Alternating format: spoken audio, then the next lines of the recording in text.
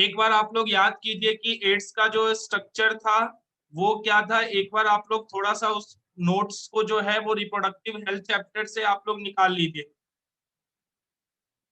फिर जो है आपका जो आगे बढ़ेंगे बेटा वैक्सीनेशन है, एक बार उसको समझ लीजिए, फिर एक एक पॉइंट्स जो है उसको आप लोग देखिएगा। सबसे फर्स्ट देखोगे तो आपका जो वैक्सीन है वो होता क्या है। जब वैक्सीन की बात कीजिएगा तो आपका टॉपिक भी वही है। तो वैक्सीन में जो आप लोग लिख लीजिएगा, पहला जो टॉपिक होगा वो होगा वैक्सीन। अब यहाँ पर जो सबसे पहले है वो है आपका वैक्सीन, और वैक्सीन में क्या चीज होता है वो आप लोग एक बार देख लीजिए। इसके अंदर जो बेटा दिखेगा वो आपको जो है वो माइक्रो ऑर्गेनिज्म से ही बना होता है। अब माइक्रो ऑर्गेनिज्म से बना होगा तो उसमें जब देखोगे तो यहाँ पर जो सिंपल डेफिनेशन लिखेंगे वो होगा सस्पेंशन ऑफ माइक्रो ऑर्गेनिज्म। और जब ये आपके बॉडी में इंट्रोड्यूस होता है तो क्या करेगा कि आपको एंटीबॉडी का प्रोडक्शन इंक्रीज करेगा। तो जब इसका डेफिनेशन आप लोग लिखोगे तो वो लिखिएगा suspension of micro organisms, suspension of micro organisms.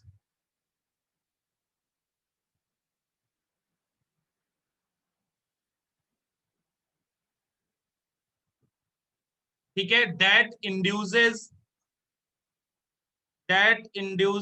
Antibody production, that induces antibody production. और ये जो है वो बुक्स में आपको डेफिनेशन नहीं दी गई होगी तो ये थोड़ा सा आपको जो है वो लिखना है। Suspension of microorganisms that induces antibodies production to protect. अब यहाँ पर जब देखोगे तो एंटीबॉडीज जब प्रोडक्शन होगा बेटा तो क्या करेगा, तो ये आपको जो प्रोटेक्ट करेगा अगेंस्ट डिजीज। तो यहाँ पर सिंपल होगा टू प्रोटेक्ट अगेंस्ट डिजीज। तो आपके जो डिजीज है उसके अगेंस्ट जो प्रोटेक्शन का काम करेगा वो करेगा आपको एंटीबॉडीज, और उसके प्रोडक्शन को जो इंक्रीज करेगा वो है आपको वैक्सीन। तो अगेंस्ट डिजीज आपका ये कंप्लीट डेफिनेशन होगा। और इसी में अगर एक और पॉइंट लिखेंगे तो सिंपल जब आप लोग देखोगे तो यहाँ पर जो करेगा वैक्सीन वो इंड्यूस करेगा इम्यूनिटी को। तो सिंपल आप लोग लिख सकते हो इंड्यूसेस इम्यूनिटी। तो आपका जो इम्यूनिटी है उसको इंड्यूस करेगा, एंटीबॉडी का प्रोडक्शन होगा, और फिर जो है आप लोग फाइट कर सकते हो उस डिजीज के अगेंस्ट में। जैसे आप लोग बहुत जगह जाते हो तो आप लोगों ने सुना होगा कि वैक्सीन का यूज होता है। तो यहीं पर जब देखोगे तो आपके जो टाइप्स ऑफ वैक्सीन होते हैं वो कितने टाइप्स के होते हैं। तो यहाँ पर जो नेक्स्ट हो जाएगा कि आप जो क्लासिफाई करोगे टाइप्स ऑफ वैक्सीन में, जब टाइप्स ऑफ वैक्सीन देखिएगा बेटा तो यहाँ पर आप लोग दो कैटेगरी में इसको आप लोग डिवाइड कर सकते हो। अब कौन कौन सी कैटेगरी होगी जिसको आप लोग जब आगे पढ़ोगे तो first generation second generation vaccine आप लोग पढ़ोगे। तो यहाँ पर जब आपका होल एजेंट हो जाए, ठीक है, यहाँ पर जो फर्स्ट कैटेगरी होगी वो होगी आपका होल एजेंट वैक्सीन हो गया। मतलब वो कंप्लीट माइक्रो ऑर्गेनिज्म जो है वो यूज करोगे। यहाँ पर जो होगा वो होगा सेकेंड, जब उसके छोटे छोटे यूनिट्स यूज करोगे तो होगा सब यूनिट वैक्सीन। तो यहाँ पर है तो इन्वॉल्व माइक्रो ऑर्गेनिज्म, बट एक में कंप्लीट होल एजेंट यानी कि होल माइक्रो ऑर्गेनिज्म है, एक में उसके सब यूनिट्स यूज होते हैं। और यही दो जो है आप लोग टाइप्स ऑफ वैक्सीन में कैटेगरी करोगे। अब यहाँ पर जब देखेंगे कि होल में होता क्या चीज है, होल एजेंट वैक्सीन में, तो यहाँ पर जो है वो ब्रैकेट में लिख भी लोगे। यहाँ पर जो यूज होगा वो होल जो है वो ऑर्गेनिज्म यूज होगा।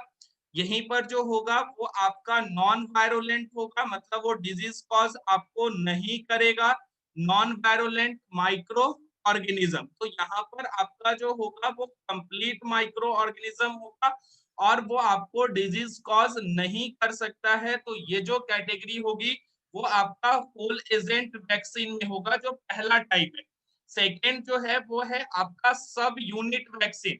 मतलब कि यहाँ पर जब आप लोग देखोगे कि यूज क्या हो रहा है, तो पार्ट एक छोटा सा पार्ट यूज कर सकते हो उस माइक्रो ऑर्गेनिज्म का, या उसी का जो कोई भी अगर प्रोडक्ट है तो उस प्रोडक्ट को आप लोग यूज करोगे। तो यहाँ पर है कि पार्ट और प्रोडक्ट ऑफ माइक्रो ऑर्गेनिज्म जो है वो आपका यूज होगा। तो ये जो है बेटा इसीलिए इसको बोलते हैं सब यूनिट। और एक जहां पर कंप्लीट ऑर्गेनिज्म यूज हो रहा है उसको आप लोग बोलोगे होल एजेंट वैक्सीन। और जहां पर पार्ट या प्रोडक्ट यूज होगा वहां पर आप लोग बोलोगे सब यूनिट वैक्सीन। अब यहाँ पर देख लीजिए, जब होल एजेंट वैक्सीन है तो यहाँ पर दो चीज यूज कर सकते हो कि यहाँ पर जो फर्स्ट आप लोग कैटेगरी करोगे वो होगा किल्ड। पहला जो होगा वो आपको इनएक्टिवेटेड होता है, या इसी को जो आप लोग बोलोगे तो वो हो सकता है कि आपका किल्ड हो। सेकेंड जब देखोगे तो इसी में एटीन्यूटेड होगा, जिसके अंदर आप लोग जो बोलते हो वो वीकेंड होता है। तो वीकेंड का मतलब हो गया कि वो जो है आपका किल नहीं है लेकिन इफेक्ट्स में जो है वो आपको कम होगा। तो ये जो दो कैटेगरी कर दोगे ये होगा आपको होल एजेंट वैक्सीन का, जिसमें इनएक्टिवेटेड होगा और इसके अंदर जो होता है वो किल माइक्रो ऑर्गेनिज्म आप लोग यूज करोगे। और एटीन्यूटेड के अंदर जहां पे वीकेंड है वहां पर आप लोग डीएनए म्यूटेशन के तरीके से आप लोग जो वैक्सीन प्रिपेयर कर सकते हो। तो ये जो कंप्लीट है वो क्लासिफिकेशन ऑफ वैक्सीन है। और वैक्सीन कभी भी आपके बॉडी में इंड्यूस की जाएगी तो वहां पर उसका जो काम होगा कि एंटीबॉडी का प्रोडक्शन इंक्रीज करे, और जिससे आप लोग जो भी डिजीज कॉजिंग ऑर्गेनिजम्स है उससे आप लोग फाइट कर सकते हो। तो इसको एक बार पढ़ के इसका जो है स्क्रीनशॉट ले लीजिएगा, फिर इसके आगे बढ़ते हैं। इसका स्क्रीनशॉट ले लेना बेटा।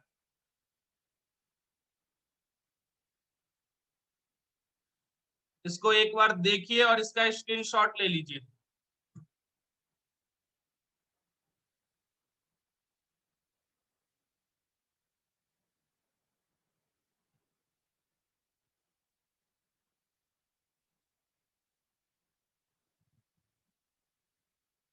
इसका स्क्रीनशॉट लीजिए फटाफट, फिर इसके आगे बढ़ते हैं।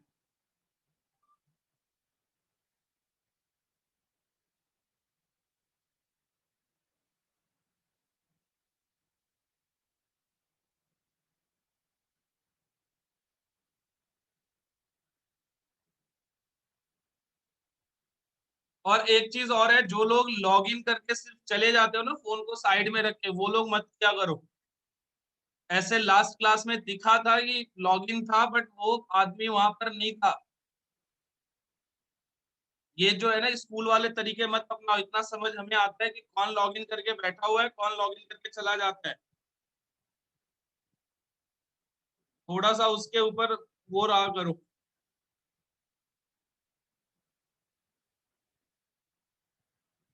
ठीक है, इतना क्लियर है सभी को। पहले देखो इसका स्क्रीनशॉट लीजिए, फिर इसके आगे जो बढ़ोगे तो वो जो आपका है वो आ जाइए, एक एक पॉइंट्स उस पे देखते हुए आगे बढ़ते हैं।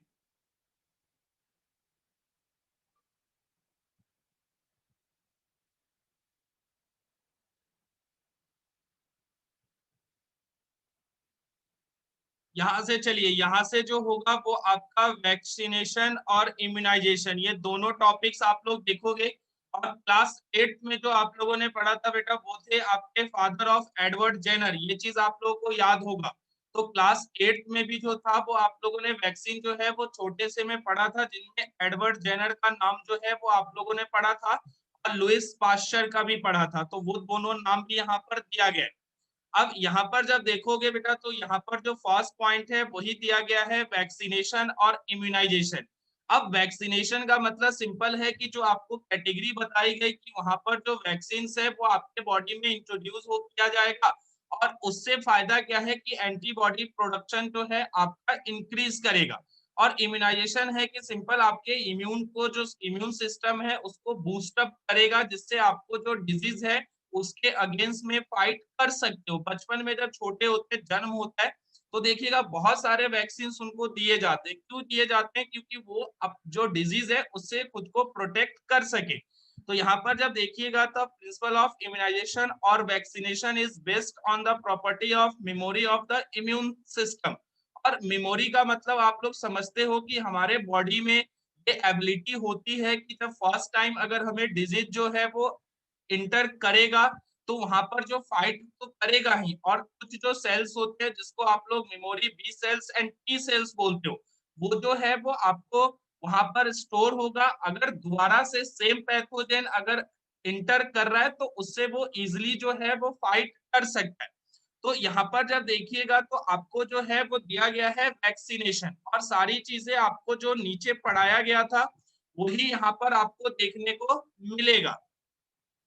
तो यहाँ पर जो है वो एक एक पॉइंट जो है वो आप लोग आ जाइए।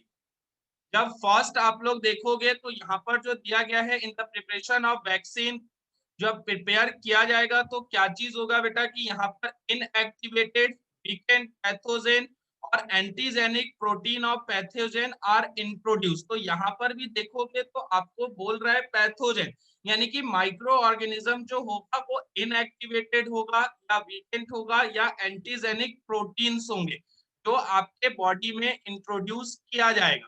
तो जब आपके बॉडी में इंट्रोड्यूस होगा तो इसका काम क्या चीज है, एंटीबॉडी का प्रोडक्शन करना, और दूसरा जो भी आपका पैथोजन इंटर करेगा उसको जो है ये आपको किल करने का काम करेगा।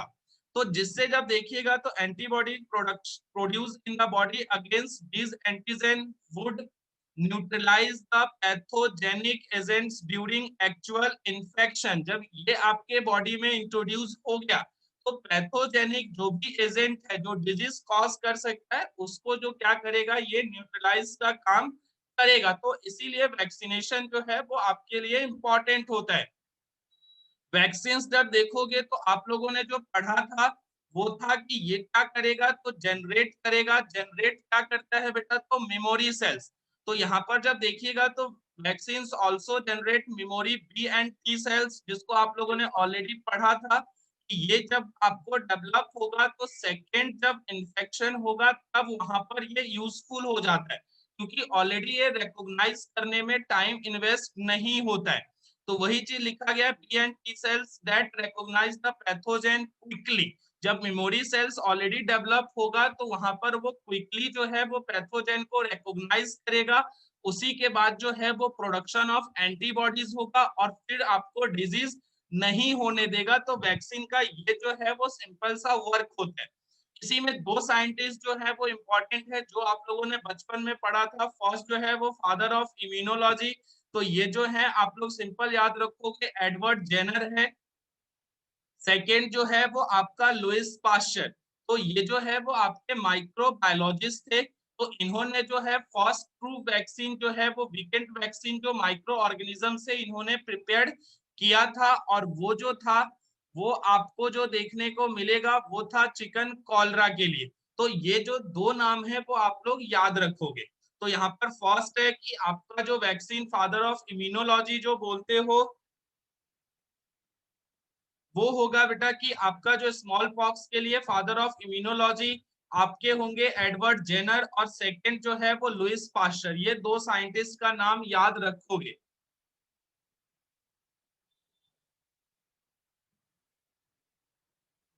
ठीक है, ये जो है वो दो चीज है। उसके बाद जब है कि आप लोग जब वैक्सीन को क्लासिफाई करते हो तो वहां पर जो है वो फर्स्ट जनरेशन और सेकेंड जनरेशन में करोगे। ठीक है बेटा, नेटवर्क का प्रॉब्लम है वो, अगर बारिश है तो कोई बात नहीं, लेकिन यही है कि ज्वाइन करा करो, क्योंकि नहीं पढ़ोगे बेटा तो एग्जाम जो है वो लेट नहीं होगा। बहुत बच्चों से मेरी बात हुई है तो वो बोलते हैं कि नेक्स्ट ईयर एग्जाम नहीं देंगे। एग्जाम ना देना कोई सॉल्यूशन नहीं है, इससे आपका टाइम वेस्ट होगा, गवर्नमेंट का कुछ भी नहीं जा रहा। खासकर महाराष्ट्र गवर्नमेंट का तो कुछ भी नहीं जाएगा, क्योंकि वो तो लड़ने में लगे हुए हैं। बाकी स्टेट ने खोल दिया स्कूल वगैरह, आप लोग न्यूज में देखोगे कि बहुत सभी ने खोल भी दिया है, नहीं तो वो 19 से ओपन भी कर रहे हैं। तो ये थोड़ा सा है कि आप लोग सीरियस रहो, और उसके बाद जो है आप लोगों को अब यहाँ पर देखोगे तो आपका जो है वो वैक्सीन को क्लासिफाई किया गया, जो आप लोगों ने वहां पर देखा था। तो फर्स्ट क्लासिफिकेशन जो वहां पे मैंने बताया वो था कि होल एजेंट वैक्सीन था, और दूसरा जो था वो सब यूनिट है, कोई भी एक छोटा सा पार्ट माइक्रो ऑर्गेनिज्म का लेकर उससे वो वैक्सीन आप लोग बना सकते हो। तो इसी में जब फर्स्ट जनरेशन आप लोग वैक्सीन देखोगे तो जिसको आप लोग अगर बोलोगे तो होल ऑर्गेनिज्म वैक्सीन है, जो आप लोग को मैंने क्लासिफाई वहां पर किया। क्लासिफिकेशन में आप लोगों ने फर्स्ट क्लासिफिकेशन क्या था, जब देखिएगा तो वहां पर भी होल एजेंट वैक्सीन है। तो फर्स्ट जनरेशन जो वैक्सीन होगा बेटा उसके अंदर होल ऑर्गेनिज्म का यूज होगा, आइदर वो आपका लाइव हो सकता है या वीकेंट हो सकता है, ये दोनों कंडीशन आपको वहां पर देखने को मिल सकता है। इसीलिए देखिएगा तो वहां पर इनएक्टिवेटेड लिख दिया मैंने या उसी को जो है वो आपको वीकेंट लिखा गया है, तो आइदर वो लाइव होगा या वीकेंट होगा। और यहीं पर जो देखोगे तो वो और जो होगा वो किल्ड फॉर्म में होगा। तो फर्स्ट जनरेशन वैक्सीन में आप लोग याद रखोगे कि वहां पर होल माइक्रो ऑर्गेनिज्म यूज होता है और वो या तो किल्ड होगा या वीकेंट होगा। तो फर्स्ट जनरेशन आपको जो वैक्सीन है उसमें आपको ये सारे एग्जांपल्स आपको दे दिए गए।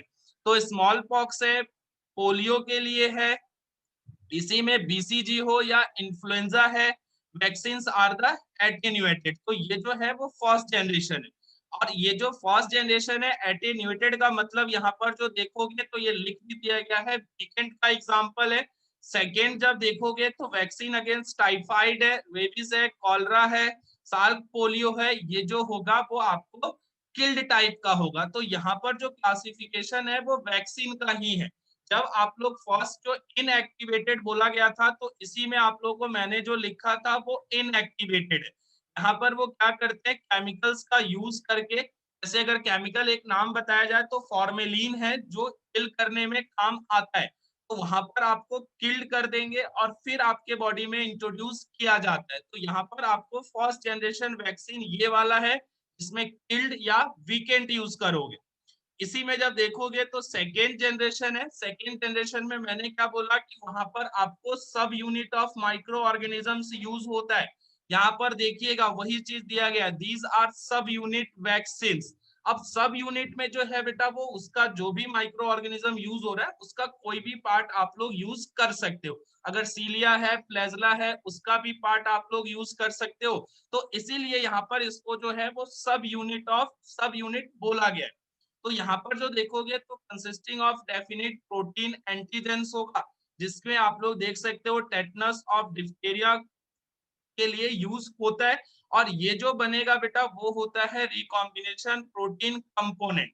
रिकॉम्बिनेंट का मतलब होगा जब दो तीन से मिलाकर आप लोग उसका जब प्रोड्यूस करोगे तो वो होता है आपको रिकॉम्बिनेंट। और ये बायोटेक्नोलॉजी में पढ़ोगे रिकॉम्बिनेंट बायोटेक्नोलॉजी, तो वहां पर भी ये आपको देखने को मिलेगा। तो इसमें जब एग्जांपल लीजिएगा such as hepatitis B, surface antigen produce from yeast, और इसी में आपका एग्जांपल हो गया हर्पीस वैक्सीन। तो ये जो वैक्सीन देखिएगा तो ये सारे जो है यहाँ पर यूज होगा, सब यूनिट यूज होगा, और ये जो कैटेगरी में आएगी वो आपका होगा सेकेंड जनरेशन वैक्सीन। ये आपको दो जनरेशन आपको दिया गया है जो आपके लिए इंपॉर्टेंट है। इसी में जब देखोगे तो एक नॉलेज क्लाउड में आपको थर्ड जनरेशन भी आपको दिया गया है। यहाँ पर आप लोग सिंपल जो है उसके लिए पढ़ लीजिएगा। थर्ड जनरेशन में जो है वैक्सीन जो बनेगा दीज आर डीएनए वैक्सीन है।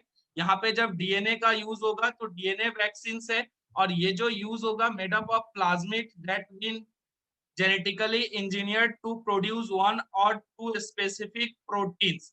तो यहाँ पर जो है वो आपका जो डीएनए वैक्सीन यानी कि डीएनए यूज होगा, और उसमें भी जो यूज कर रहे हैं वो प्लाज्मिड। प्लाज्मिड के बारे में क्लास 11th से याद करो, सेल में पढ़ा था।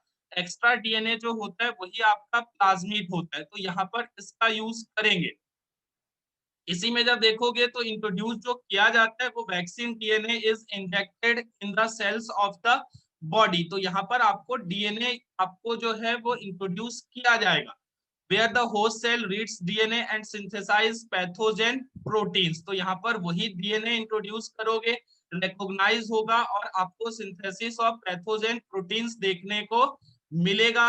Because these proteins are recognize as foreign, क्योंकि ये जो है उसके लिए आउटर है, तो इसीलिए यहाँ पर वो फॉरेन बोला गया है।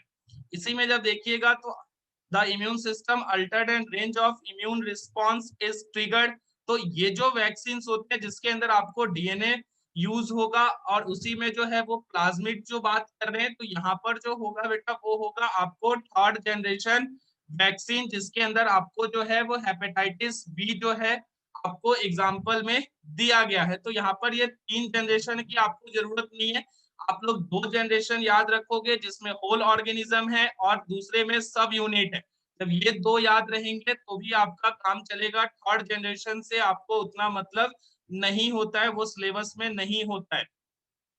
तो एक बार ये पढ़ के देखिए, फिर जो है वो आते हैं पैसिव इम्यूनाइजेशन के ऊपर। पैसिव इम्यूनाइजेशन में जो होगा वो होगा कि आपका जो भी परफॉर्म्ड एंटीबॉडीज होती है वो आपके बॉडी में इंट्रोड्यूस किया जाता है। तो पहले जो है ये देख लीजिए, फिर जो है आते हैं पैसिव इम्यूनाइजेशन पे। ये एक बार आप लोग वैक्सीनेशन और इम्यूनाइजेशन आप लोग देखिए फटाफट, और फर्स्ट और सेकेंड जनरेशन जो क्लासिफिकेशन है वो वहां पे आपको क्लियर दिखेगा।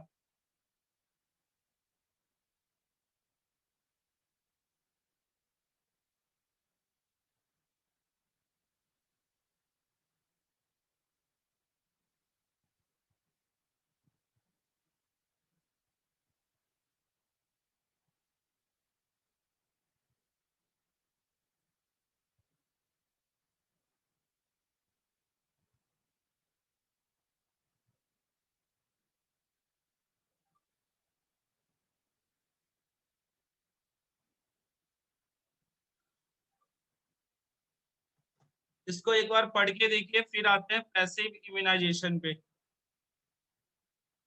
ये प्रतीक नहीं आया क्या क्लास में?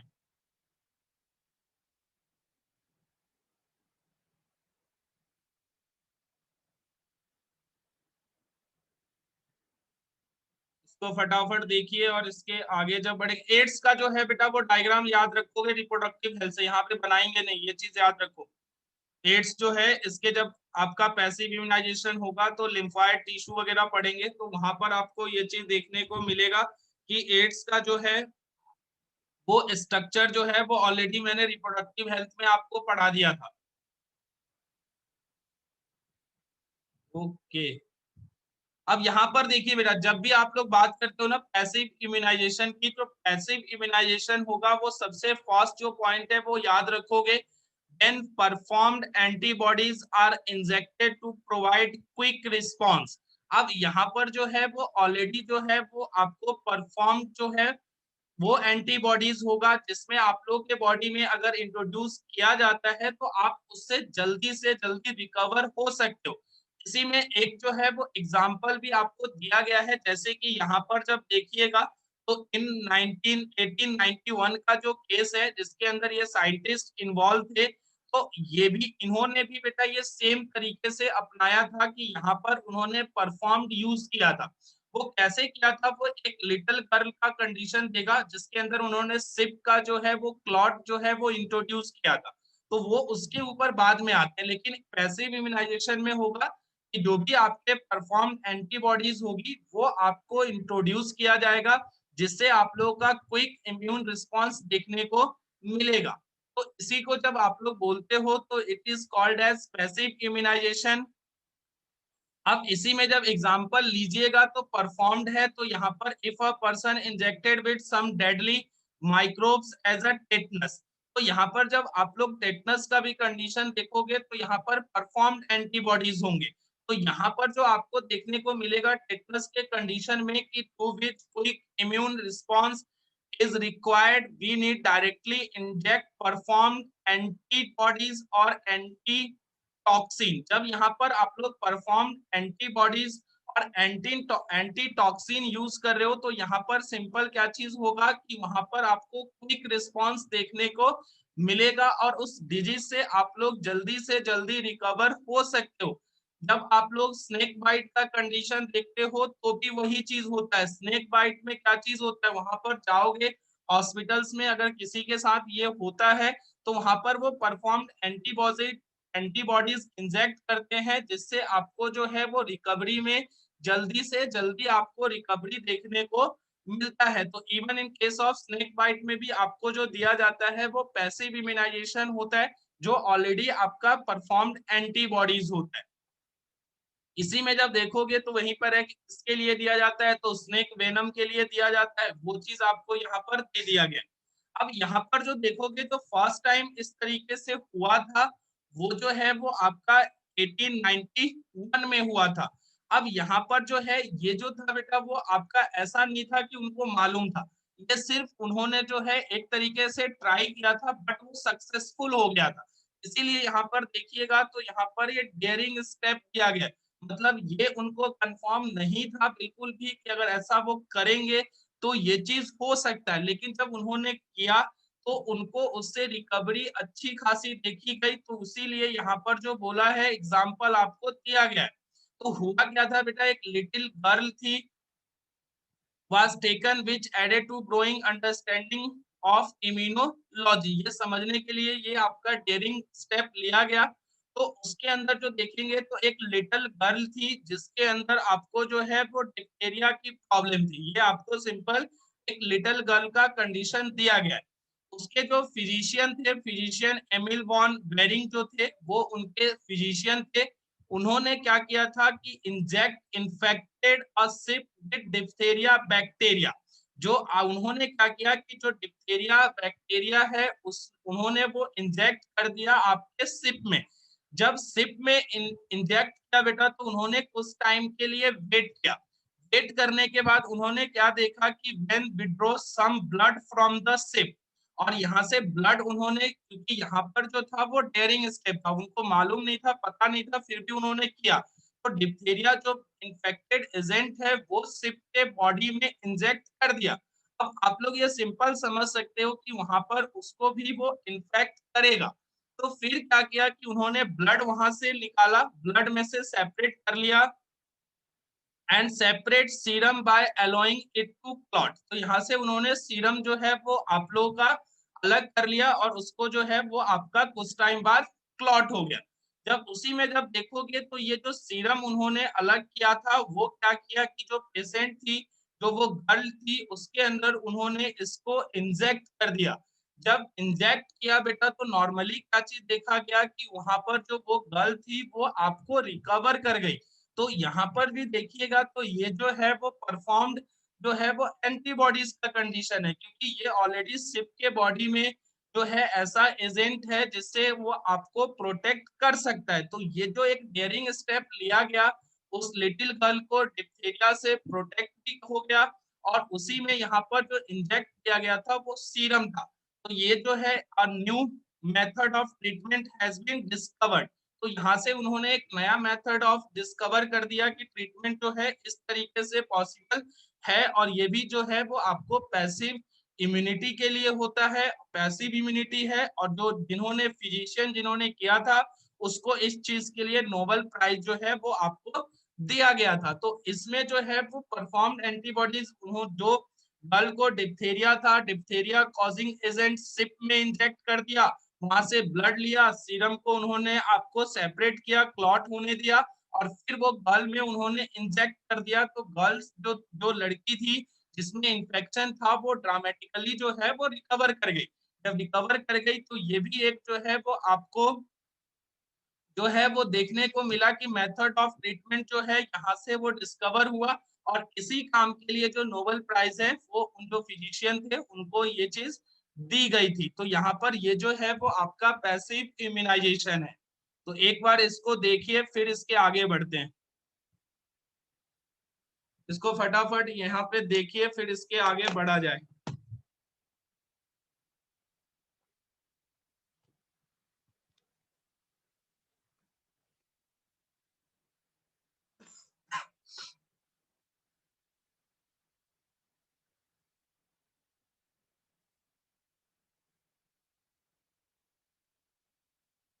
और जो भी किसको प्रॉब्लम होगा बेटा वो पूछोगे फटाफट, थोड़ा सा बोल लिया करो, आवाज आनी चाहिए।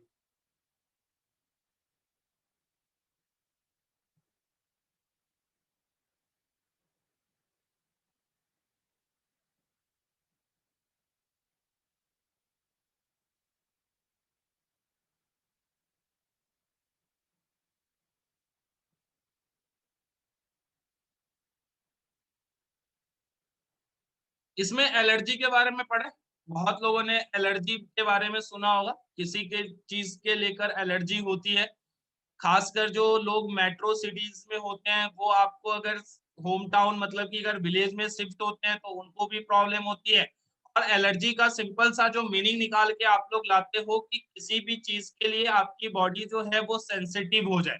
तो नेक्स्ट जो आप लोग पढ़ोगे वो वही पढ़ोगे कि आपका जो डिसऑर्डर ऑफ इम्यून सिस्टम होता है, जिसके अंदर एलर्जी है, और टाइप्स ऑफ एलर्जी। तो ये दो चीज आपको यहाँ पर नेक्स्ट जो है वो पढ़ना है। तो यहाँ पर जब आप लोग देखोगे, जो नेक्स्ट है हमारा वो है यहाँ पर डिसऑर्डर ऑफ इम्यून सिस्टम। और ये चीज आप लोगों ने ऑलरेडी पढ़ा हुआ है और सुना हुआ है। मास्ट सेल जो क्लास 11th में बताई गई थी, जो कंटेन करता है हिस्टामिन, तो वो सारी चीजें आप लोगों ने पढ़ी थी। तो एक बार इसको भी नजर थोड़ा सा घुमाइए। जब एक बार आप लोग पढ़ोगे तो वो आपको क्लियर होगा, क्योंकि पहला जो है वो आपका डिसऑर्डर है, जिसके अंदर आप लोग बोल रहे हो एलर्जी। और एलर्जी जो है बेटा, वो कोई भी फॉरेन सब्सटेंस होगा उससे आपको देखने को मिलेगा, और वो जो एलर्जी कॉज करेगा उसको आप लोग एलर्जेन बोलते हो। तो ये भी चीज जो है वो आप लोग देखते हैं।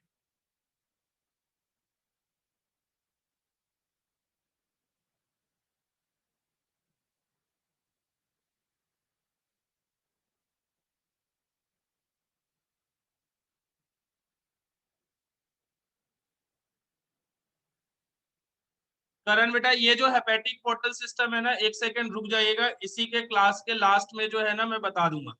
हेपेटिक पोर्टल सिस्टम इसी के लेक्चर के लास्ट में जब इसको खत्म करते हैं तो वहां पे आपको मैं बता दूंगा। कल का वेट मत कीजिए, आज ही हो जाएगा।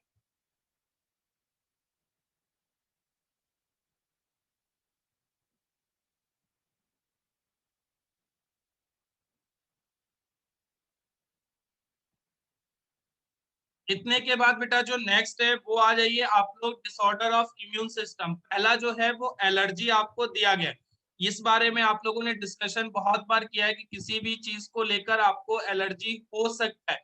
इसमें आप लोगों को पॉलन ग्रेन्स वगैरह भी आप लोगों को बताई गई थी कि इससे भी एलर्जी आपको देखने को मिलेगा। तो यहाँ पर जब आप फर्स्ट देखोगे तो वो है आपका एलर्जी, और इसी में जो बोला गया है हाइपर सेंसिटिविटी। तो यहाँ पर आपको किसी भी चीज को लेकर बेटा हो सकता है। जैसे बहुत लोगों को एक खाने से, जो अंडा खाते हैं तो उससे एलर्जी होता है, वो भी सही है। किसी को आप लोग देखोगे तो वेजिटेबल्स में, जैसे कि बैंगन हो गया, करेला हो गया, तो इनसे भी प्रॉब्लम होती है। तो यहाँ पर जब देखेंगे तो एलर्जी और हाइपर सेंसिटिविटी, इसमें क्या होगा कि it is a hyper sensitiveness of a person to some foreign substance. तो फॉरेन सब्सटेंस कोई भी होगा तो उससे जब उनको एलर्जी होती है, हाइपर सेंसिटिविटी देखने को मिलेगा। और जो फॉरेन सब्सटेंस होता है वो होता है आपको एलर्जेंस। जैसे बहुत चीज देखोगे तो अगर स्किन भी हमारा होता है, कोई भी अनवांटेड सब्सटेंस अगर बाहर का सब्सटेंस है आपके स्किन से अगर अटैच होता है तो देखिएगा वहां पे खुजली वगैरह होने लग जाती है, या वहां पे जो है वो रेड स्पॉट हो जाता है, या वहीं पे जब देखिएगा तो एक वाटरी कंटेंट जो होता है वो आपको वहां से, जैसे पिंपल्स टाइप होता है, वो वहां पे देखने को मिलेगा। तो इसका मतलब क्या चीज है कि वो हमारा जो बॉडी पार्ट स्किन है उसके लिए क्या चीज है, सेंसिटिव है। हम उसके टच में आए तो उसका इफेक्ट जो है वो हमारे बॉडी में दिख रहा है। तो यहाँ पर भी वही चीज दिया गया, it is a hyper sensitiveness of a person to some foreign substance called allergens. और इसमें जब क्या चीज होगा, तो coming in contact with the और एंटरिंग द बॉडी। यहाँ पर ऐसा नहीं है कि बेटा वो हमारे बॉडी में ही इंटर करे, अगर हम उसके कांटेक्ट में भी आते हैं तो भी ये प्रॉब्लम आपको देखने को मिलेगा। तो दोनों कंडीशन है कि जो भी आपका फॉरेन सब्सटेंस जो एलर्जेन है, या तो उसके आप कांटेक्ट में आओगे तब प्रॉब्लम होगा, या वो आपके बॉडी में इंटर करेगा तब भी ये प्रॉब्लम आपको देखने को मिलेगा। अब इसी में जब देखोगे तो यहाँ पर जो देखने को मिलेगा कि यहाँ पर जो होगा वो immune system to certain antigen present in the environment. तो यहाँ पर जो भी एंटीजन प्रेजेंट होगा उसके कारण जो होता है वो आपको ये चीज देखने को मिलेगा। और ये चीज आप लोगों ने इम्यूनिटी पढ़ने में भी पढ़ा था कि वहां पर अगर कोई एलर्जन भी है तो हमारी बॉडी क्या करेगी, उसके लिए जो है वो एंटीबॉडीज का प्रोडक्शन करेगी। तो यहाँ पर भी वही है कि आपको जो टच का मतलब है कि ह्यूमन से ना हो। वो जो होता है बेटा कि अगर जो भी सब्सटेंस है, फॉरेन सब्सटेंस है, वो किसी से भी होगा, वो टच भी होगा तो भी होगा बेटा उसका। इसी में जब देखोगे तो यहाँ पर वो क्या करेगा, अगर यहाँ पर एलर्जी होती भी है तो वहां पर आपका इम्यून रिस्पॉन्सिबल जो इम्यून रिस्पॉन्स होता है वो प्रोड्यूस होगा, और इसी को जो बोलेंगे आर कॉल्ड एलर्जेंस। तो यहाँ पर आप लोग जब बात करते हो बेटा, जो आप लोगों के बॉडी में इंटर करेगा या टच करेगा, आपके इम्यून सिस्टम को एक्टिव करेगा, तो उसको जो बोलते हो वो आपका एलर्जेन होता है। इसमें आपको कोई भी हो सकता है, इट में भी जो है माइट्स हो सकते हैं, डस्ट हो सकता है, प्रोटीन पॉलन ग्रेन्स है, पॉलन हो सकता है, एनिमल डेंडर्स हो सकते हैं, फैब्रिक्स हो सकता है, एंडर डेंडर फैब्रिक्स है, फेदर है, मोल्ड है, हीट है, कोल्ड है, सनलाइट है, ईटीसी, यानी कि कुछ भी हो सकता है। ये मान लो कि जिसके लिए आपकी बॉडी जो है वो सेंसिटिव है, वो सारे जो है वो आपके लिए एलर्जेन है, और वो आपके इम्यून सिस्टम को इंड्यूस करेगा कि वहां पर प्रोडक्शन ऑफ एंटीबॉडीज हो। तो ये चीज आपको सभी के केस में देखने को मिलेगा। अब इसी में एक चीज आप लोग बताइए कि यहाँ पर जो आप लोगों ने इम्यूनोग्लोबिन पढ़े थे 5, उसमें से आपको एलर्जी के लिए कौन सी बताई गई थी? वहां पर एलर्जी के लिए कौन सा बताया गया था, जरा बता दो।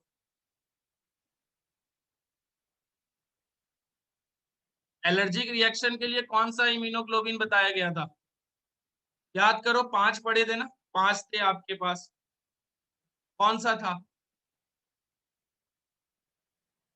जल्दी बताओ, अगर याद होगा तो बताओगे। 5 पढ़े थे इम्यूनोग्लोबिन के बारे में पढ़ा था, तो वहां पर कौन कौन सा था?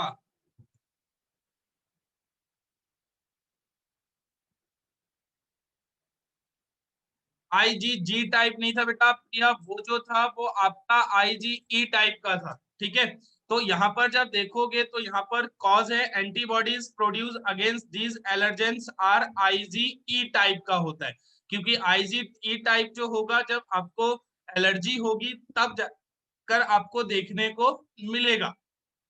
अब इसी में जब देखोगे तो एलर्जिक रिएक्शन जो होता है वो क्यों होता है, क्योंकि आप जब देखोगे तो अगर एक जो है वो आपका मास्ट सेल है, अब मास्ट सेल जो कंटेन करता है बेटा, वो यहाँ पर जो होगा वो आपको देखने को मिलेगा हिस्टा अमीन। तो यहाँ पर जो आपको देखने को जो मिलेगा कि मास्ट सेल्स जो है उसके अंदर हिस्टामीन होता है, तो वही चीज आपको बताई गई है नेक्स्ट में कि allergic reaction is due to release of chemicals like histamine and serotonin from the mast cell. तो यहाँ पर जो है कि जब भी एलर्जिक रिएक्शन होगा तो वहां पर जो है कि हिस्टामिन वगैरह जो है वो वहां से रिलीज होता है मास्ट सेल से। अगर एलर्जी होता भी है तो आप लोग को बोला गया था कि वहां पर जो आप लोग को इंट्रोड्यूस किया जाएगा वो होगा एंटी हिस्टामिन, जिससे वो आप लोग बच सकते हो। तो during allergic reaction there is increase release of histamine from the mast cell. तो जब आपको एलर्जी होगी तो यहाँ पर मास्ट सेल से हिस्टामिन जो है वो रिलीज करना जो है वो ज्यादा होगा। इसी में जब देखोगे तो यहाँ पर क्या होगा, dilation of all peripheral blood vessels होंगे and the capillaries become highly permeable. तो यहाँ पर जो है कि आपका ब्लड वेसल जो होगा डायलेशन स्टार्ट कर देगा, और उसी में आपको जो देखने को मिलेगा कि यहाँ पर कैपिलरीज जो है वो हाईली परमिएबल होगा। तो यहाँ पर जो होगा कि हाईली परमिएबल होगा, कैपिलरीज को क्या देखने को मिलेगा, क्योंकि कैपिलरीज क्या करता है, एक्सचेंज करने में आपको हेल्प करेगा। तो यहाँ पर लार्ज अमाउंट ऑफ जो फ्लूइड है वो आपको लीक होगा from blood into the tissue, क्योंकि यहाँ पर जो है डायलेशन हो गया, हाईली परमिएबल हो गया, जिससे आपको जो है वो ब्लड जो है वो टिश्यू में आपको ज्यादा आपको लीक होता हुआ दिखेगा। और यहीं पर जो ब्लड प्रेशर है वो आपको यहाँ पर डिक्रीज होगा, और इसी से कारण जब देखोगे तो इंडिविजुअल की जो होती है वो आपकी डेथ हो सकती है एलर्जी के कारण, individual with in short time, यानी कि थोड़े टाइम में ही उसको जो है वो डेथ कॉज कर सकता है। और इसी में जब अब यहाँ पर जो देखो कि अगर किसी को एलर्जी है, कोई पर्सन जो है, कोई भी इंसान अगर हाइपर सेंसिटिव है, तो अगर ट्रीट करना है तो वो किस चीज के लिए हाइपर सेंसिटिव है ये चीज मालूम होना चाहिए। तो अगर ट्रीटमेंट करना है किसी का भी एंटी जो एलर्जिक है, तो वहां पर आपको जो भी है, जो भी हाइपर सेंसिटिव ही है, उस इंसान के लिए वो चीज पता होना चाहिए कि ये इंसान जो इस चीज के लिए है वो हाइपर सेंसिटिव है। तो वो चीज नॉर्मली अगर पता होता है किसी इंसान को तो वो जो है वो अवॉइड कर देते हैं। तो अवॉइड कर देते हैं मतलब कि उसका कंजप्शन है या यूज वगैरह जो है वो देखने को नहीं मिलता है। इसी में देखिए टाइप्स ऑफ एलर्जी, जिसके अंदर हे फीवर दिया गया है, अस्थमा दिया गया है। तो ये एक बार आप लोग पढ़ के देखिए, types of allergy, types of allergy पढ़ के देखिए, सारे यहाँ पर वो दिया गया है, टाइप्स ऑफ है, देखिए एक बार पढ़ के।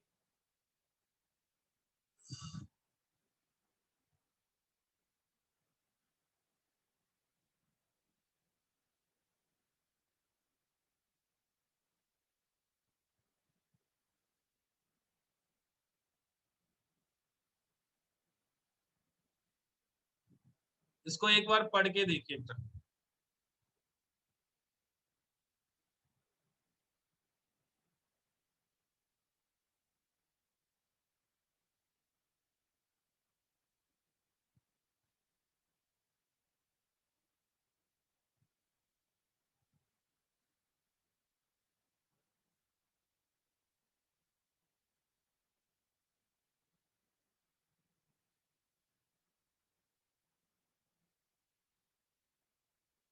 यहाँ पर सारे पढ़ के देखो, आपको क्लियर होगा।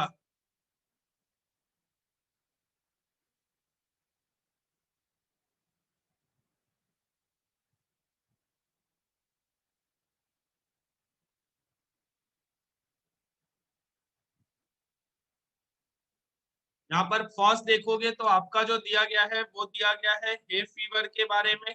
अब इसमें जब देखिएगा तो इसमें फर्स्ट जो दिया गया है, अगर एलर्जिक होती है तो यहाँ पर क्या चीज होगा, तो दिन this allergic form there is swollen, running nose, running eyes वगैरह आपको देखने को मिलेगा। अगर ये चीज होता है तो एंटीहिस्टामिन, तो यहाँ पर जब आपका एंटीहिस्टामिन यूज जो किया जाता है, जिससे वो जो है आपको जो है वो ट्रीटमेंट दी जाए। तो यहाँ पर जो सिंपल देखिएगा तो फर्स्ट जो है वो हे फीवर है, जिसके अंदर आपको ये कंडीशन दे दिया गया कि यहाँ पर क्या क्या आपको देखने को मिलेगा। सेकंड जो है अस्थमा, अस्थमा के बारे में ऑलरेडी आप लोगों ने पढ़ा है। अगर यहाँ पर कोई भी सराउंडिंग में से स्पेजम वगैरह जो रेस्पिरेटरी ट्रैक्ट होता है, वहां पर आपको जो इकट्ठा होने लगे, तो रेस्पिरेटरी ट्रैक्ट जो होता है वो ल्यूमेन जो होगा वो धीरे धीरे ट्रैक्ट जो होगा वो नैरो हो जाता है। तो वही चीज आपको यहाँ पर देखने को मिलेगा। और ये रेस्पिरेटरी ट्रैक्ट में होता है, तो जिससे क्या चीज प्रॉब्लम फेस करोगे, आपको जो देखने को मिलेगा कि ब्रीदिंग में जो है आपको प्रॉब्लम हो रहा है। तो यहीं पर आपको जो है यही चीज अस्थमा में दिया गया है। It is sudden spasm of tissue surrounding respiratory tract causing narrowing of respiratory tract, the tissue surrounding the respiratory tubes in the lungs swells up, compress the tubes, hence there is a difficulty in breathing। तो asthma already आप लोगों ने पढ़ा हुआ है, जिसके अंदर जो है आपको जो रेस्पिरेटरी ट्रैक्ट है, स्पेजम जो होगा वहां पर देखने को मिलेगा, जिससे आपका जो ट्रैक्ट है उसका जो आपका धीरे धीरे वो नैरो हो जाएगा। तो नैरो होगा तो वहां पर प्रॉब्लम आपको ब्रीदिंग में होगी। इसी में जब नेक्स्ट देखोगे एनाफाइलेक्टिक शॉक जो है, ये जो होता है बेटा वो पेनिसिलिन होता है। पेनिसिलिन का जो होता है वो जनरल यूज आप लोगों ने घरों में ये चीज आप लोग सुनते हो। तो it is a allergic reaction involving all the tissue of body and occurs in a few minutes after the injection of an antigen such as penicillin। तो यहाँ पर जो पेनिसिलिन है वो आपको यहाँ पर वो कॉज करेगा। तो यहाँ पर जो होता है कि धीरे धीरे आपको जो है कि वो सभी जो टिश्यू होता है वो आपको इन्वॉल्व हो जाता है, और ज्यादा टाइम यहाँ पे नहीं लगता, इसीलिए फ्यू मिनट्स दिया गया है। और ये जो रिएक्शंस होता है वो बहुत ही सीरियस होता है। जब बहुत सीरियस होता है तो इससे जब देखोगे तो आदमी की जो डेथ है वो बहुत जल्दी हो सकती है। अब इसी में जब देखोगे तो histamine release from the rupture mast cells cause mark dilation of all arteries. तो यहाँ पर जब देखिएगा तो जो आर्टरीज है उसके अंदर डायलेशन होगा और बहुत ही जल्दी होगा। तो यहाँ पर जो लार्ज अमाउंट ऑफ जो past to the tissue and there is a drastic fall in blood pressure। तो यहाँ पर जब सिंपल देखोगे तो लार्ज अमाउंट ऑफ जो ब्लड होगा वो आपको टिश्यू और उसमें जो है वो पास होता चला जाएगा ड्यू टू डायलेशन। जब यहीं पर जब ये होगा तो यहाँ पर आपको ब्लड प्रेशर जो है वो आपको जो है वो बहुत ही ज्यादा डाउन हो जाता है, एंड द अफेक्टेड पर्सन में भी अनकॉन्शियस हो जाएगा। और इसी में जब देखोगे तो इंसान जो है वो कुछ ही टाइम में जो है उसकी डेथ पॉसिबल हो जाती है। तो यहाँ पर जो है वो पेनिसिलिन भी जो है वो आपको सेंसिटिवनेस है, मास्ट सेल से हिस्टामिन रिलीज करेगा, डायलेशन होगा, डायलेशन के बाद जो है वो ब्लड प्रेशर जब डाउन हो जाता है तो यहाँ पर जो पीपल है, जो भी इंसान है, उसको अनकॉन्शियस हो जाएगा या उसी में जो है वो थोड़े टाइम में उसकी डेथ जो है वो आपको पॉसिबल हो जाती है।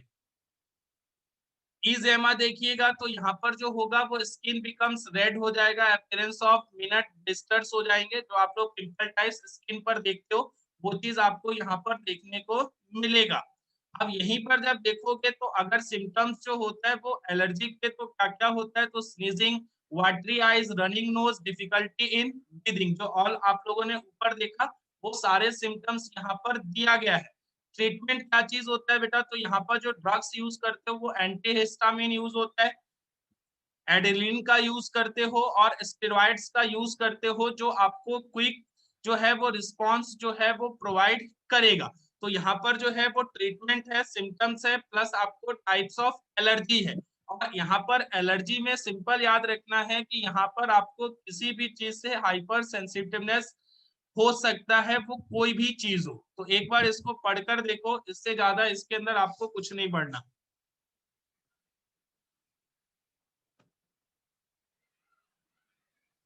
इसको एक बार पढ़ के देखिए पूरा।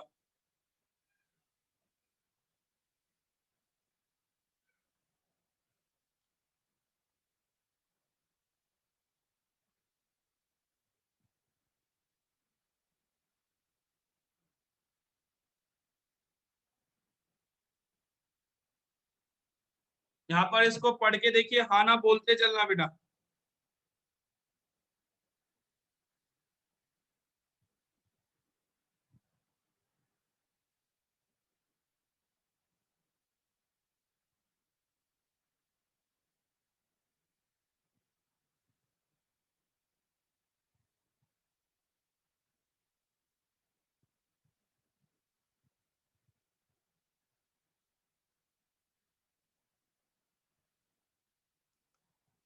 इसको फटाफट पढ़ो और हाँ ना बोल दिया करो, थोड़ा सा मन लगा रहा है, घर में अकेले बैठता हूँ भाई। तुम लोग तो एकदम बिल्कुल चुप ही हो जाते हो।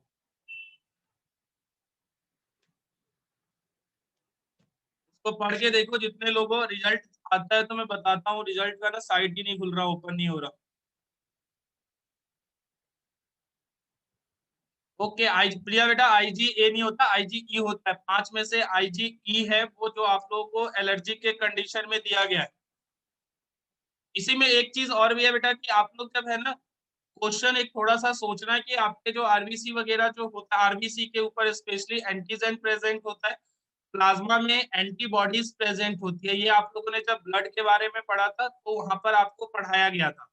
अब एक चीज है कि यहाँ पर उसके अलावा भी जो है आपको जो देखने को मिलता है कि auto immune response, auto immunity का मतलब जो है, नेक्स्ट जब आप लोग देखोगे तो बहुत ही आपको आसानी से क्लियर होगा। जो पहले अगर पढ़े होगे आप लोग तो नेक्स्ट जो देखिए पढ़ के वो है ऑटो इम्यूनिटी। ऑटो इम्यूनिटी जो है वो एक बार ये पढ़िए। यहाँ पर अगर जो होता है ना बेटा कि सेल्फ और नॉन सेल्फ सेल है, उसको अगर रिकॉग्नाइज करने में फेल हो जाता है तब ये प्रॉब्लम आपको देखने को मिलेगा। जो ऑन सेल है, जो खुद के बॉडी के सेल्स है, उसको भी डैमेज किया जा सकता है। तो इसीलिए यहाँ पर जो बोला गया है वो ऑटो इम्यूनिटी बोला गया है। तो एक बार ये पढ़ के देखिए आप लोग, फिर जो है इसको आगे बात करते हैं।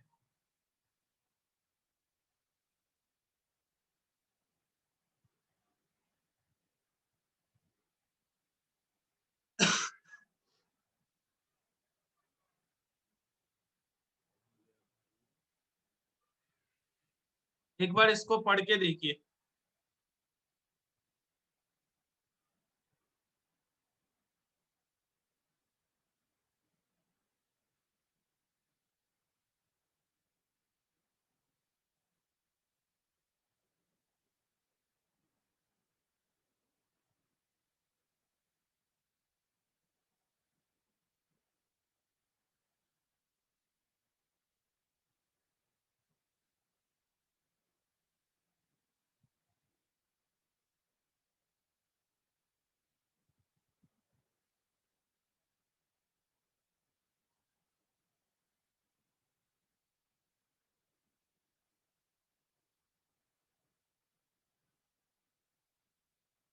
एक बार इसको पढ़ के देखिए।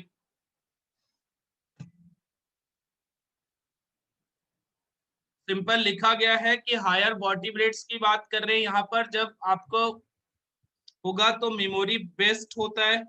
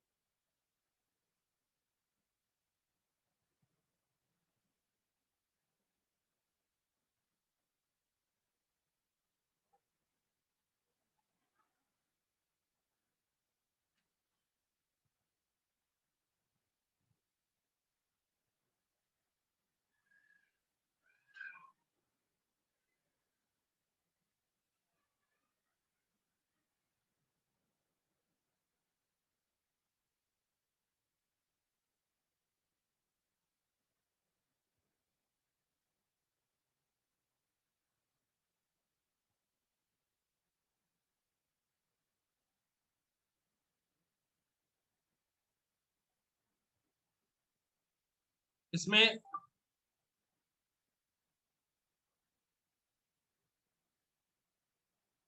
वो आदित्य आ ही नहीं रहा ना बेटा, रिजल्ट ही नहीं आ रहा, समझ नहीं आ रहा, ओपन ही नहीं हो रही, साइट ही ओपन नहीं हो रहा है इसका। उसी पे मैं भी देख रहा था, भेजा है तो एक बार देख लेते हैं।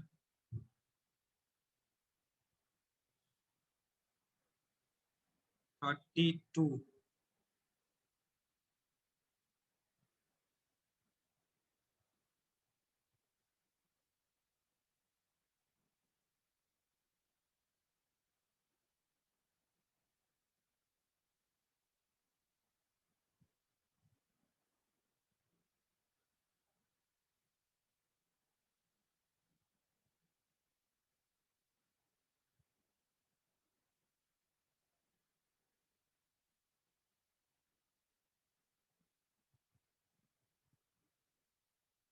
नहीं है, कल तक ही आएगा। इससे बेटा अनुष्का ये समझिए कि जो आपका एनाफाइलेटिक जो शॉक है, इसके अंदर जो होता है ना, वो पेनिसिलिन के लिए होता है। अब इसमें क्या चीज होता है कि जब भी आपको पेनिसिलिन इंट्रोड्यूस किया जाता है तो सभी को अगर सूट नहीं करता है, तो यहाँ पर क्या चीज होगा कि आपको जो रिएक्शंस होता है वो आपको बहुत ही फास्ट होगा, और इसी में आपको कुछ ही समय में जो आपका जो टिश्यू के साथ साथ पूरे जो बॉडी है उसके सारे टिश्यू आपको यहाँ पर इन्वॉल्व हो जाते हैं। तो involving all tissues of the body and occurs in few minutes after injection of antigen such as penicillin, यानी कि कुछ ही टाइम में जो आपको देखने को मिलेगा कि सभी जो है टिश्यू है यहाँ पर इंक्रीज हो गया। जब इंक्रीज होगा तो यहाँ से रिलीज जो होगा वो हिस्टामिन होगा, जो कॉज कर देगा यहाँ पर मास्ट सेल रप्चर्स होंगे, तो वहां से जो रिलीज होगा वो हिस्टामिन हो जाएगा। जब हिस्टामिन रिलीज हो गया तो डायलेशन ऑफ ऑल आर्टरीज कर देगा, जिससे अमाउंट ऑफ जो फ्लूइड होगा वो बहुत ही ज्यादा ब्लड जो है वो पास होगा टिश्यू के पास, और इसके कारण जो है वो आपका ब्लड प्रेशर जो है वो जो है वो बहुत ही ज्यादा डाउन हो जाता है। जब आपका ब्लड प्रेशर डाउन हो गया तो इस इफेक्ट के कारण जो पर्सन होगा वो अनकॉन्शियस होगा, या कुछ टाइम में उसकी जो है वो डेथ भी हो सकती है। तो इसी को जो बोला गया है वो एनाफाइलेटिक शॉक बोला गया है, जो होता है आपको पेनिसिलिन के कारण। अब इसमें जब नेक्स्ट जब देखोगे बेटा तो आपका जो दिया गया है वो ऑटो इम्यून दिया गया है। ऑटो इम्यूनिटी का मतलब सबसे पहले ये समझ लो कि यहाँ पर जो भी आप लोग एंटीबॉडीज प्रोड्यूस होते हैं वो सेल्फ और नॉन सेल्फ सेल्स में आपको आइडेंटिफिकेशन होता है। बट बेटा कभी कभी ऐसा जब होगा कि वो आइडेंटिफाई नहीं कर पाते हैं, वो खुद के जो भी सेल्स होते हैं उसको वो डैमेज करना स्टार्ट कर देते हैं, तो उसी को यहाँ पर ऑटो इम्यूनिटी बोला गया है। तो यहाँ पर जब देखोगे तो क्या चीज है कि हायर बॉडी रेट्स जो होते हैं have memory based acquired immunity. बात बिल्कुल सही है कि यहाँ पर मेमोरी बेस्ड होती है इम्यूनिटी, क्योंकि अगर पहला रिस्पॉन्स हुआ तो उसके बाद जो मेमोरी है वो रह जाता है, जिससे फिर दोबारा जब इंटर होगा वो पैथोजेन तो वहां से वो फाइट कर सकता है। तो यहाँ पर जब देखोगे तो ये जो है वो यूनिकनेस ऑफ इम्यून सिस्टम है is that is always destroy the foreign particles। तो यहाँ पर ये जो आपका मेमोरी बेस्ड एक्वायर्ड इम्यूनिटी है तो हमेशा जो डिस्ट्रॉय करेगा वो करेगा फॉरेन पार्टिकल्स को। लेकिन कभी कभी क्या होता है कि but never attack body own protein as it is ability to differentiate foreign organisms. तो यहाँ पर वो उसके पास एबिलिटी तो है कि वो फॉरेन पैथोजेन या जो भी फॉरेन सब्सटेंस है उसमें और बॉडी के जो आपके सेल्स है जो प्रोटीन्स है उसके अंदर वो डिफरेंस कर सकता है। लेकिन कभी कभी क्या चीज होगा कि but sometime due to genetic and other unknown reason, मतलब कि ये जो है वो जेनेटिक या अननोन रीजंस के कारण जो होगा कि वो बॉडी जो सेल होंगे वो उसको अटैक करेगा। तो लिखा भी है बॉडी अटैक सेल्फ सेल्स। जब सेल्फ सेल्स को वो अटैक करेगा तो यहाँ पर जो ये रिजल्ट होता है बेटा उसी को बोलते हैं ऑटो इम्यून डिजीज। मतलब कि वो यहाँ पर फेल हो जा रहा है कि आपका जो फॉरेन सब्सटेंस है या बॉडी के अंदर का सब्सटेंस है दोनों में रिकॉग्नाइज नहीं कर पा रहा है। तो जब ऐसा कंडीशन होगा तो उसको आप लोग बोलोगे ऑटो इम्यून डिजीज। अब इसी में जो देखोगे तो इसके अंदर होता क्या है कि ऑटो इम्यून डिजीज में आपको जो रिकॉग्नाइज है self and non self cell are start destroying own cells. तो यहाँ पर जो होगा कि बॉडी सेल्स जो है यहाँ पर आपका जो खुद के बॉडी सेल्स है उसको भी डिस्ट्रॉय करना स्टार्ट कर देता है। तो यहाँ पे वही दिया गया है कि ऑटो इम्यून डिजीज तो immunity system fail to recognize self and non self, यहाँ पर रिकॉग्नाइज नहीं कर पा रहा है, जिससे क्या चीज होगा starts destroying the body own cells. जो बॉडी के खुद के सेल्स होंगे उसको भी यहाँ पर वो डिस्ट्रॉय करना स्टार्ट कर देगा। तो इस कंडीशन में जब देखोगे तो फॉर एग्जांपल दे दिया गया, आप लोगों ने पढ़ा है ब्लड के बारे में, आरबीसी के ऊपर एंटीजन प्रेजेंट होता है। तो यहाँ पर जब देखिएगा तो if the antigen on RBC then the body destroy its own RBC. जब आप लोग जब देखते हो यही जो आरबीसी होता है बेटा इसके सरफेस पे आपको बोला गया था कि एंटीजन होता है। जब ये खुद के सेल्स को जो आरबीसी है इसी को डिस्ट्रॉय करना स्टार्ट कर देगा तो क्या चीज होगा यहाँ पर ये जो आरबीसी है आपका डिस्ट्रॉय होगा। जब आरबीसी डिस्ट्रॉय होता है तो कौन सा कंडीशन होता है, अनेमिया का कंडीशन होता है। तो यहीं पर जो रिजल्ट होगा वो आपको क्रोनिक अनेमिया देखने को मिलेगा, क्योंकि एंटीजन यहाँ पर फेल हो गया कि ये खुद का सेल है या बाहर का सेल है। तो यहाँ पर वो खुद के सेल के ऊपर अटैक कर रहा है जिसके कारण आपका आरबीसी डिस्ट्रॉय होगा। जब आपका आरबीसी डिस्ट्रॉय होगा तो वहां पर जो है आपको देखने को मिलेगा क्रोनिक अनेमिया। इसी में जब देखोगे if the auto antigen are muscle cells, जब मसल सेल्स में हो तो यहाँ पर जो क्या चीज करेगा कि वो रिजल्ट जो होगा destruction of its on muscle cells में हो जाएगा। तो रिजल्टिंग इज सीवियर वीकनेस। तो यहाँ पर जो होगा वो आपको वीकनेस फील होगा, क्योंकि मसल सेल्स पे जो एंटीजन है वहां पर जो एंटीजन है वो मसल सेल्स को अटैक करने लग जाए तो वो डिस्ट्रॉय जो करेगा वो मसल सेल्स को करेगा। तो यहाँ पर सीवियर वीकनेस आपको देखने को मिलेगा, जिसको आपको कंडीशन माइस्थेनिया ग्रेविस आपको दिया गया है। इसी में और भी चीज हो जैसे कि आपका लीवर सेल्स है वो अगर डिस्ट्रॉय होने लग जाए तो यहाँ पर क्या चीज होगा, क्रोनिक हेपेटाइटिस आपको देखने को मिलेगा। तो ये जो होता है कि सिंपल इसके अंदर ऑटो इम्यूनिटी में है कि जब खुद के सेल को रिकॉग्नाइज करने में फेल हो जाएगा तो खुद के सेल को वो डिस्ट्रॉय करेगा। तो इसी को बोला गया है ऑटो इम्यूनिटी, जिसके अंदर क्रोनिक हेपेटाइटिस हो सकता है, क्रोनिक आपको अनेमिया हो सकता है, वीकनेस फील हो सकता है क्योंकि मसल सेल्स को डिस्ट्रॉय कर रहा है। उसके अदर ऑटो इम्यून डिजीज जो है वो है आर इंसुलिन डिपेंडेंट डायबिटीज है, एडिसन्स डिजीज है, ये सारे आपको डिजीज जो है उसके अलावा भी देखने को मिलेगा। लेकिन तीन जो है वो इंपॉर्टेंट है, क्रोनिक हेपेटाइटिस, वीकनेस वाला जो है मसल्स पे, और आपको क्रोनिक अनेमिया। उसके अलावा ऑटो इम्यून डिजीज है, इंसुलिन डिपेंडेंट डायबिटीज है, एडिसन्स डिजीज है। तो ये सारे डिजीज भी आपको देखने को मिलेगा। रीजन एक ही है कि यहाँ पर वो रिकॉग्नाइज करने में फेल हो गया कि वहां पर सेल्फ सेल है या नॉन सेल्फ सेल है। तो एक बार इसको आप लोग पढ़ के देखिए।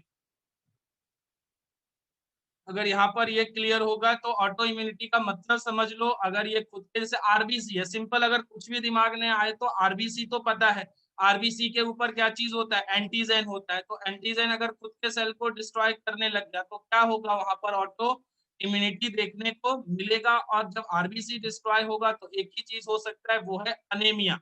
तो यहाँ पर अगर हायर अमाउंट में हो रहा है तो आपको जो देखने को मिलेगा वो क्रोनिक अनेमिया देखने को आपको मिलेगा। तो ऑटो इम्यूनिटी का मतलब समझिए, एक बार पढ़ के देखिए। अगर यहाँ से क्लियर होगा तो फिर जाकर आप लोग जो बढ़ोगे वो दूसरा टॉपिक जो इसी का पार्ट होगा वो immune system in the body और ऑर्गन्स के बारे में आपको पढ़ना है। तो ये इसको पढ़ के देखिए एक बार पहले।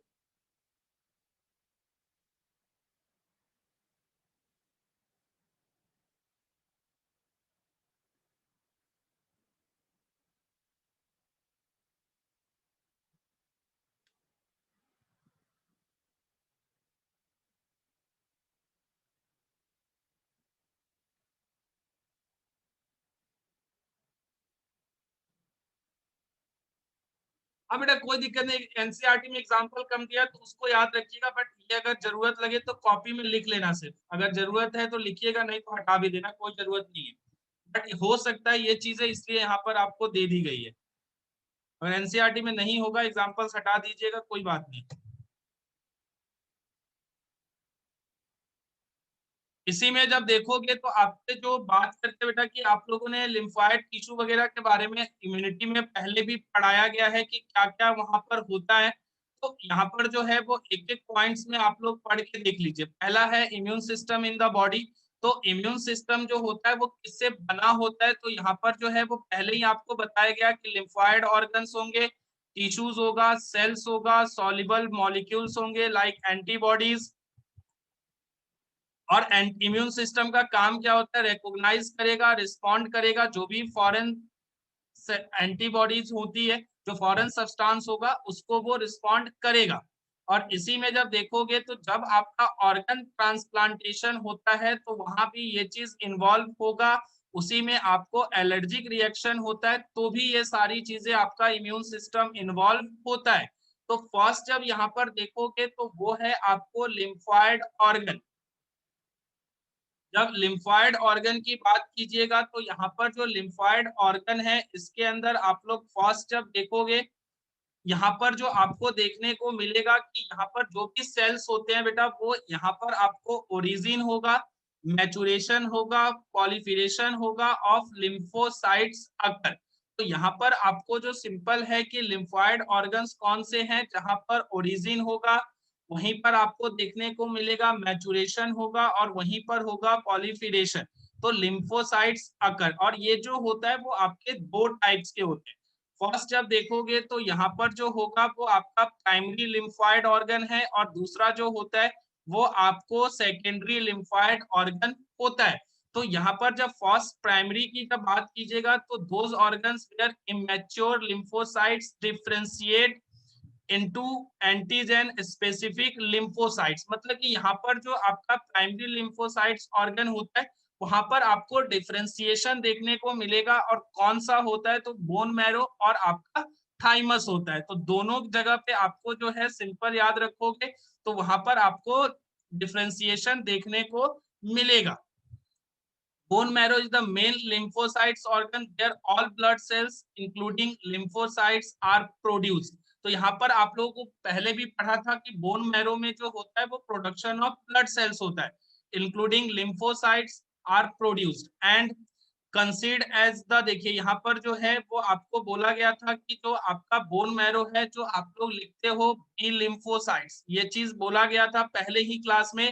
तो बी जो टर्म है बेटा वो बोन मैरो के लिए तो होता ही है, लेकिन जब ऑप्शन जब बात करोगे तो ये जो है वो बुर्सा ऑफ फैब्रिकस, ये चीज भी आपको बोली जाएगी जो एवियंस का कंडीशन है। तो अगर जो ऑप्शन में अगर आपको बुर्सा ऑफ फैब्रिकस दिया गया है बी के लिए तो वो करोगे, अगर नहीं दिया गया है तो आपके पास जो है वो देखोगे तो सिंपल बोन मैरो करोगे। तो ये जो आपका बुर्सा ऑफ फैब्रिकस होता है वो आपको maturation site of B lymphocytes होता है। तो यहीं पर जो आपको देखने को मिलेगा कि बी लिम्फोसाइट्स मैच्योर होते हैं, और दोनों के लिए क्या करना है ऑप्शन में कैसे होगा तो वो चीज आपको देखना पड़ेगा।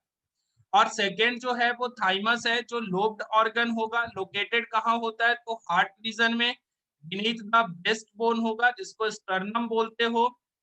और ये जो होता है वो quite large at the time of birth, तो बर्थ के टाइम पे लार्ज होता है, धीरे धीरे क्या चीज करेगा साइज जो होगा इसका रिड्यूस करेगा, और यहीं पर जो है लास्ट में जो बचेगा वो बहुत ही स्मॉल साइज का हो जाता है। और ये जो साइट होता है कि आपका जो थाइमस होगा वहां पर टी लिम्फोसाइट्स मैच्योर होते हैं। तो प्राइमरी में आपका बी जो है वो बोन मैरो, वहां पर आपको जो बी लिम्फोसाइट्स मैचुरेशन देखने को मिलेगा, और आपको टी लिम्फोसाइट्स जो मैचुरेशन होगा वो होगा आपको थाइमस में। अब इसी में जब देखोगे तो प्राइमरी लिम्फोसाइट्स ऑर्गन जो हो गया वो बोन मैरो और थाइमस हो गया, provide micro environment for development and maturation of lymphocytes, मतलब ये प्रॉपर इन्वायरमेंट प्रोवाइड करेगा जिससे आपको जो है वो आपका development and maturation of lymphocytes देखने को मिलेगा। तो ये जो प्राइमरी है पहला। नेक्स्ट जब देखोगे तो इसके अंदर जो आपको देखने को मिलेगा वो होगा सेकेंडरी। सेकेंडरी जब बात कीजिएगा बेटा तो सेकेंडरी जो होगा वो आपका है यहाँ पर स्प्लीन होगा। स्प्लीन के बारे में याद है, ये जो बोला जाता है वो ग्रेवयार्ड बोला जाता है। तो यहाँ पर जो देखिएगा तो क्या चीज होगा सेकेंडरी में, जहां पर आपका स्प्लीन है और यहीं पर आपको जो सेकेंड है वो लिम्फ नोड्स है।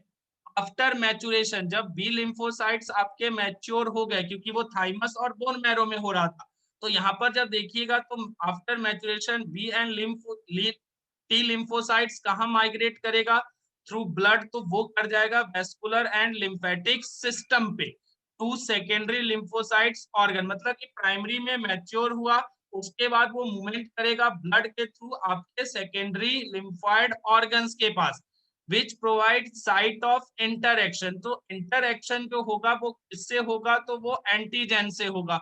तो जो एंटीजन से होगा इंटरएक्शन वो आपको सेकेंडरी लिम्फॉइड ऑर्गन्स पे होगा। here they proliferate and difference to become effector cells। तो यहाँ पर इफेक्टर सेल्स में वो कन्वर्ट होगा डिफ्रेंशिएट करके, और एग्जाम्पल जो होगा वो स्प्लीन होगा, लिम्फ नोड होगा, टॉन्सिल के बारे में पढ़ा था, एयर पैचेस होंगे of small intestine and appendix. तो ये सारी चीजें 11th में आप लोगों ने सुनी थी। यहाँ पर आपको टॉन्सिल के बारे में पढ़ाया गया था, जो वॉल्डेयर्स रिंग्स पढ़ा था हम लोगों ने, याद करो, वहां पर भी यही बात बोली गई थी। पेयर्स पैचेस पढ़ा था, यही बात बोली गई थी। और इसी में जब देखोगे स्प्लीन में तो it is large bean shaped का होता है, और ये जो मेनली कंटेन करेगा वो लिम्फोसाइट्स को कंटेन करता है, जिसमें फैगोसाइट्स है and large number of erythrocytes होता है।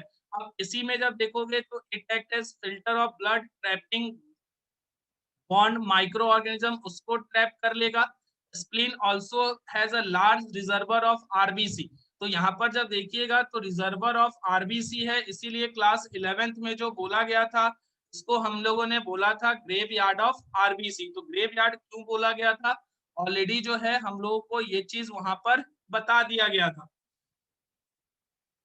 और सेकेंड जब इसी में देखिएगा तो वो है आपका लिम्फ नोड्स होता है, जो आपका कैसा स्ट्रक्चर है, स्मॉल सॉलिड स्ट्रक्चर है, लोकेटेड एट डिफरेंट पॉइंट्स होता है। तो ये चीज आपको जो है ये प्राइमरी और सेकेंडरी, इसको एक बार आप लोग पढ़ के आओगे, फिर से दोबारा जो है इसको कल भी जो है एक बार आपको बता दिया जाएगा। तो पहले इसको इतना पढ़ोगे तो आप लोगों का क्लियर हो जाएगा। एक जो डाउट था वो एक था करण का, वो आप लोग सभी लोग समझ लीजिए, करण भी आ चुका है, इतना आप लोग ग्रुप में पढ़ के आओगे फिर आगे इसके क्लियर करोगे। उसका जो डाउट था वो आप लोग पहले सभी लोग समझ लो, वो आ भी गया। उसका जो क्वेश्चन था करण, एक बार आप अपना दोबारा से मैसेज में होगा, एक बार चेक करके।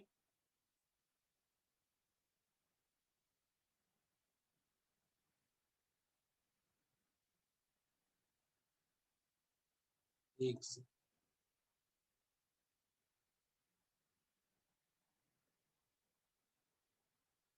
देखिए बेटा, यहाँ पर जो करण हेपेटिक पोर्टल सिस्टम की जब बात करते हैं ना, तो यहाँ पर सबसे इंपॉर्टेंट चीज याद रखो कि यहाँ पर जो है वो दो ऑर्गन्स इन्वॉल्व होता है। जैसे अगर मान लो कि सबसे पहले जो होगा वो आपको जो देखने को मिलेगा, वो अगर नोट्स है तो उठाकर देखिए कौन सा ऑर्गन है, पहले वो बता दीजिए। पहला जो ऑर्गन है वो कौन सा दिया गया है, कहाँ से वो जो रिलीज ब्लड वेसल निकल रहा है वो कौन सा रीजन है, वो जरा एक बार बता दीजिए पहले। सभी जिसको भी याद है वो बताइए, क्योंकि ये चीज आप लोग सभी के लिए है। Hepatic portal system, liver and small intestine, वो ठीक है, लीवर और स्मॉल इंटेस्टाइन आपका इन्वॉल्व होता है। लेकिन वहां पर जब देखोगे तो कौन सा पार्ट है जो वहां से वो ब्लड वेसल पहला निकल रहा है, क्योंकि तब इस रीजन से देखिएगा तो आपका जो है वो पहला ब्लड वेसल निकल कर आएगा। तो कौन सा है वो रीजन, वो पूछा गया है।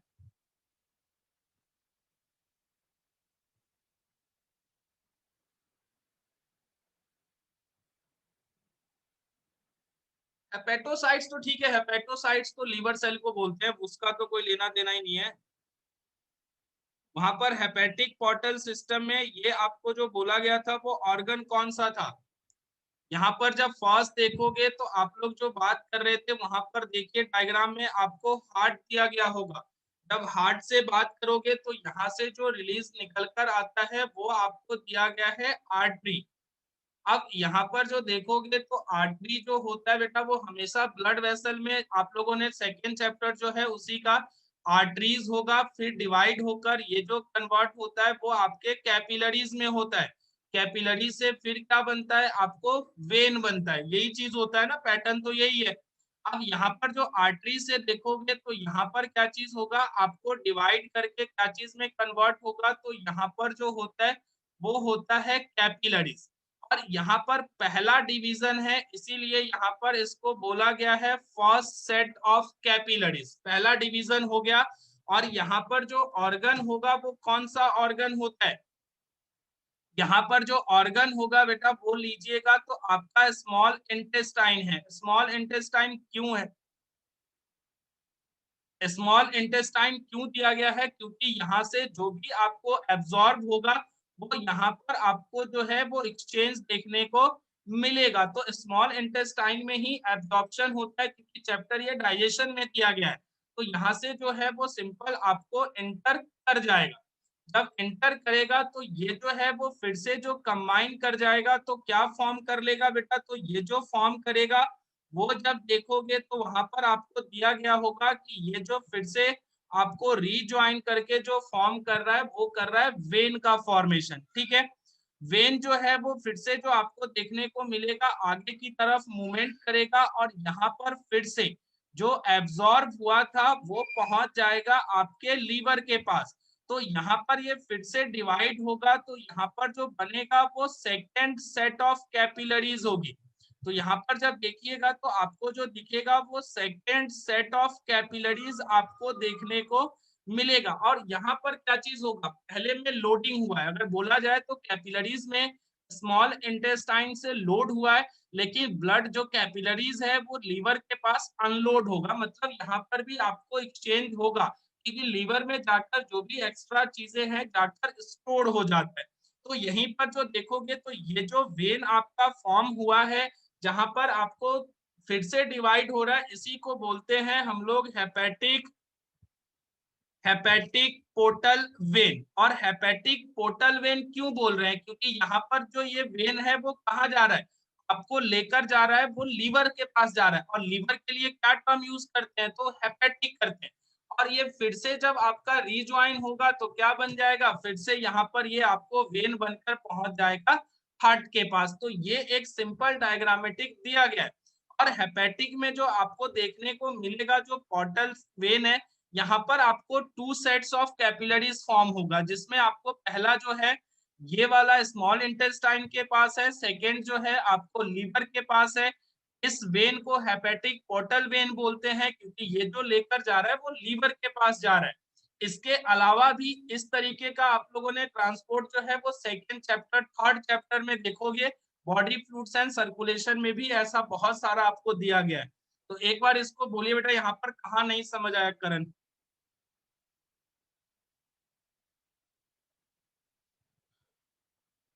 करण बेटा यहाँ पे बताइए कहाँ समझ नहीं आया आपको? और हेपेटोसाइट्स जो होता है वो लीवर सेल्स को बोलते हैं, तो उससे हमारा इस वेन से क्या ट्रांसपोर्ट हो रहा है। अब यहाँ पर देखो, जो आपका स्मॉल इंटेस्टाइन से जो एब्जॉर्ब हुआ है, एब्जॉर्ब तो स्मॉल इंटेस्टाइन में होता है क्योंकि आपको पता है वहां पे विलाई होता है। अब वहां से जो एब्जॉर्ब हुआ है तो आप तो सारा तो यूज नहीं कर पाते हो, तो सारा जब यूज नहीं कर पाते हो तो क्या चीज होगा?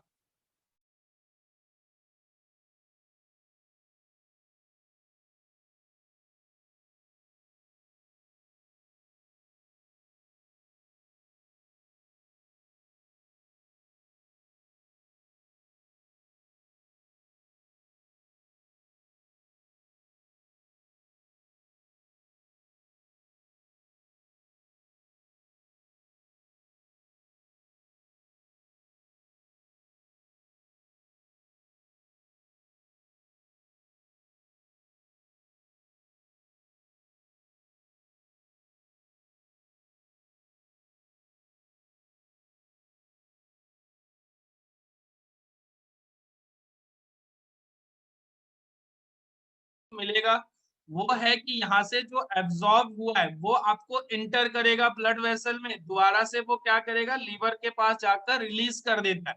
और देखिएगा लिखा होगा लीवर में जो है वो स्टोरेज आपको देखने को मिलेगा। तो यही काम जो है ना वो हेपेटिक पोर्टल वेन और इसी को आप लोग सिस्टम जो है वो वर्क करेगा। और बॉडी फ्लूइड्स एंड सर्कुलेशन में देखिएगा इसके अलावा भी आपको वहां पर पढ़ाया गया है। तो इसमें अगर और भी प्रॉब्लम है तो इसके अंदर आप लोग पूछिए।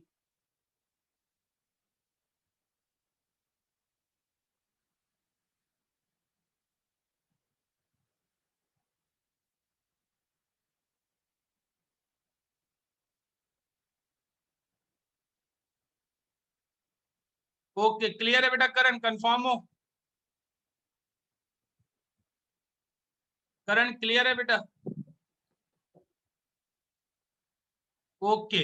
और किसी को कुछ पूछना हो बेटा तो पूछ लीजिए।